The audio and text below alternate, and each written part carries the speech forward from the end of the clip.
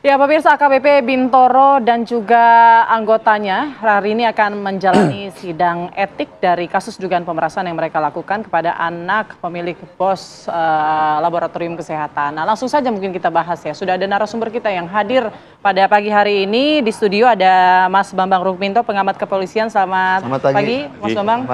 Dan juga ada Pak Irjen Pol Purnawirawan Arianto Sutadi, penasihat ahli Kapolri. Pak Ari, selamat pagi, sehat. Selamat pagi, Pak Ari. Baik, mungkin langsung ke Pak Ari terlebih dahulu ya. Pak Ari, kalau sidang etik ini apa saja sih yang akan dilakukan dalam sidang tersebut?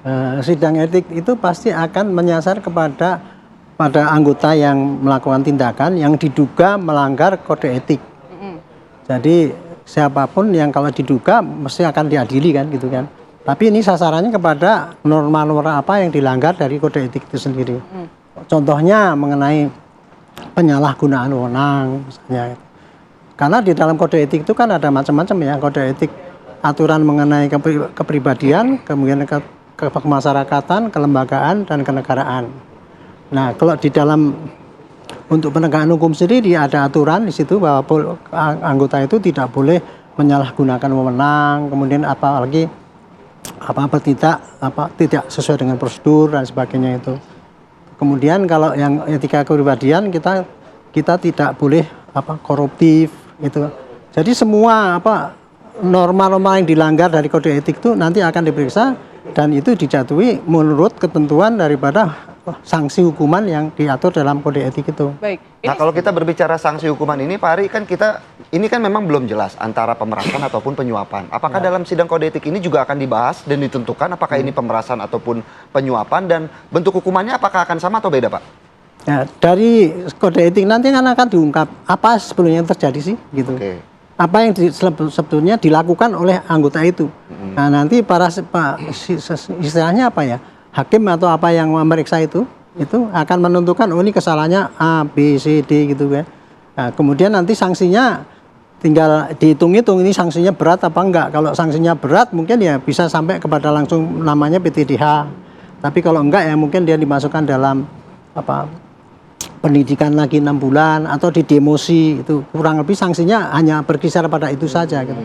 Nah, kalau tadi untuk penyuapan dan apakah penyuapan pemerasan itu bunyinya itu nanti pada proses pidana. Oke. Gitu. Baik. Sebelum saya ke Mas Bambang mungkin sedikit saja. Biasanya kalau sidang etik kepolisian ini terbuka apa tertutup? Mestinya selama ini tidak pernah sidang etik itu terbuka.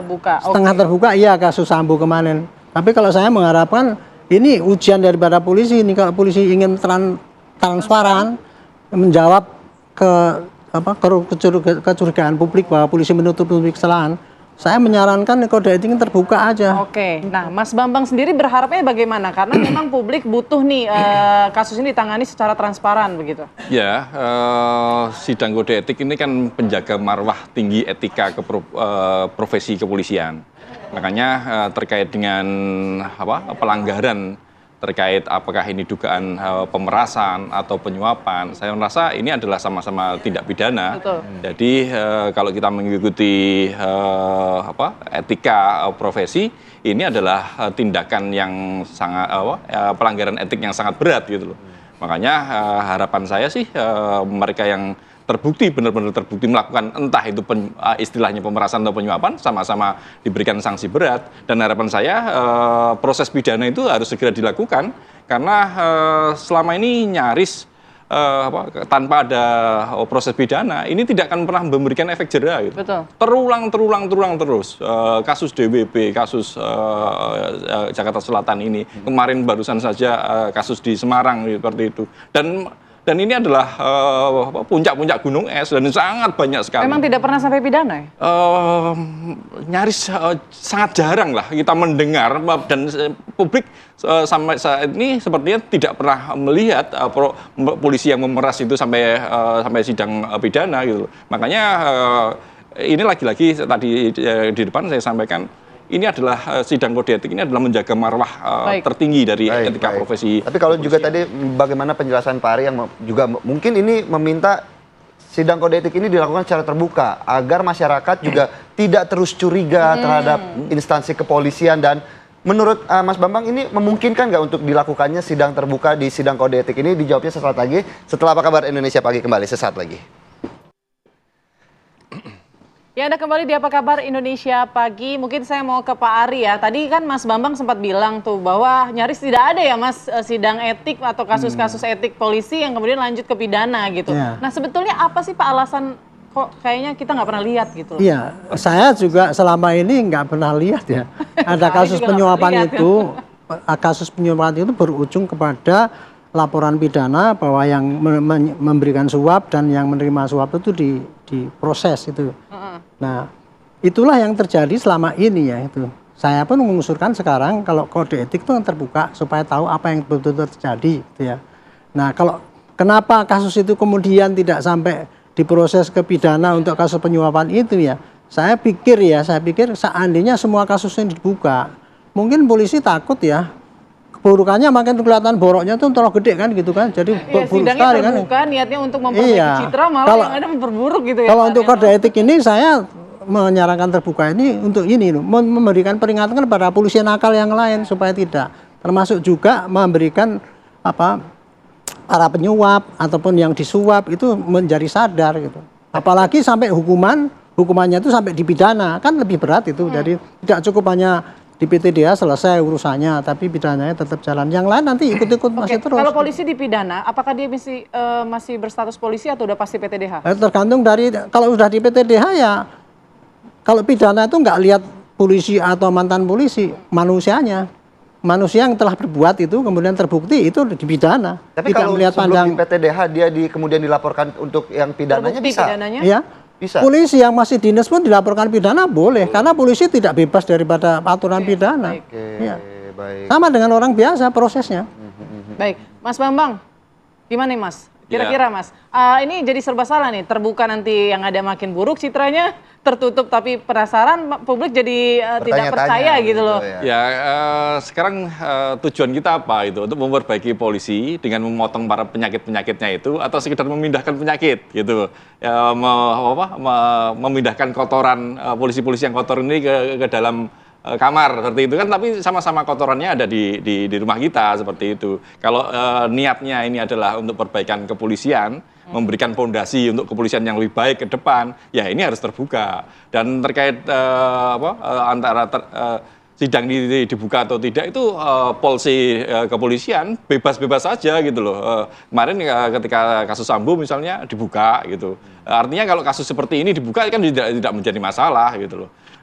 Dan harapannya dengan keterbukaan itu dan sesuai dengan komitmen dari Kapolri sendiri terkait dengan transparansi berkeadilan. Bagaimana bisa berkeadilan kalau tidak transparan? Ya artinya kan seperti itu.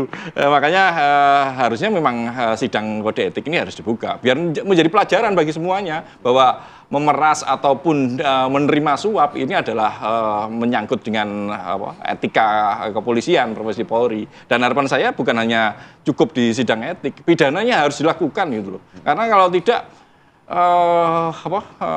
bagi kepolisian ini akan muncul persepsi di masyarakat bagi kepolisian memeras dan menerima suap itu bukan tindak pidana, ini kan jadi kacau gitu loh. Padahal sudah ada delik pidananya, ada delik korupsinya seperti itu. Makanya proses pidana itu harus dilakukan. Jangan berpikir bahwa ini masih polisi tidak bisa disidang. Sama saja seperti disampaikan Pak Arianto Nanti tadi. seberapa objektif? Masa polisi kita lapor ke polisi juga yang nangani itu? Nah, ini ujiannya di situ nanti. Ujiannya di situ. Apakah polisi benar-benar penyidiknya ini? Tapi kalau proses pidana kan ada jaksa, ada pengadilan yang nanti akan menguji di situ juga gitu loh. Yang terpenting adalah proses penyelidikan terkait pidana ini harus dilakukan gitu loh. Bahwa nanti juga akan diuji di pengadilan toh. Berbeda lagi kalau sidang kode etik. Ini yang menyidik polisi sendiri, yang menyidang polisi sendiri, ya ujung-ujungnya nanti mentok demosi dan akan menjadi blunder ketika peristiwa pidana ini divonis oleh pengadilan ternyata hanya sekedar didemosi. Artinya ini akan bertabrakan dengan peraturan pemerintah 1 tahun 2003 tentang pemberhentian anggota kepolisian ya, bahwa mereka yang sudah dipidana itu harus di PTDH. Jadi blunder gitu. Makanya saya sih berharap proses pidana itu harus lebih dulu. Mereka yang itu lebih dulu, bukan Berarti- sidang etik. Nah, Pak Ari tadi juga sudah dijelaskan bahwa harusnya pidananya lebih dulu daripada kode etik.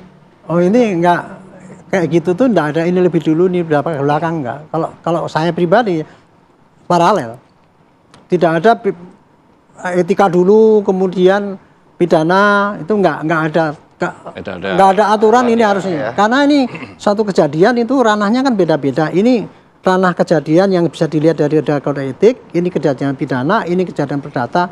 Itu untuk peradilannya enggak boleh ini dulu, ini boleh. Enggak, sama paralel aja. Yang Nah, memproses hanya itu tadi ya kalau saya sampaikan Pak tadi ya. Kalau kode etik itu prosesnya itu diselesaikan oleh internal polisi sendiri. Oke. Sehingga kan itu patut dicurigai ya, polisi pasti melindungi ini Ya. gitu kan. Nah, tapi kalau pidana tadi diproses, kasus penyuapan ini diproses, nanti yang menangani walaupun penyidiknya polisi, tetapi kan ada jaksa, ada hakim, itu lebih terbuka. Baik, Jadi di situlah terletak berkeadilannya itu gitu. Jadi pelanggaran ini paralel mestinya tidak asal nunggu ini nunggu enggak. Oke. Jalan bersama-sama. Jalan aja. Ininya Pak Ari, Mas Bambang mendorong ya agar sidang etik ini digelar terbuka ya hari ini ya. Ya, untuk memberikan pondasi perbaikan Polri ke depan, Kepercayaan publik kepercayaan juga. publik Oh, ini harus oke. dibuka. Oke, kita juga kayaknya setuju sih. Kita juga penasaran sebenarnya ada apa begitu di dalamnya. Baik, terima kasih atas waktunya Mas Bambang, Pak Arianto pada pagi hari ini. Dan pemirsa, apa kabar Indonesia Pagi tentunya masih akan kembali dengan sejumlah berita viral sesaat lagi.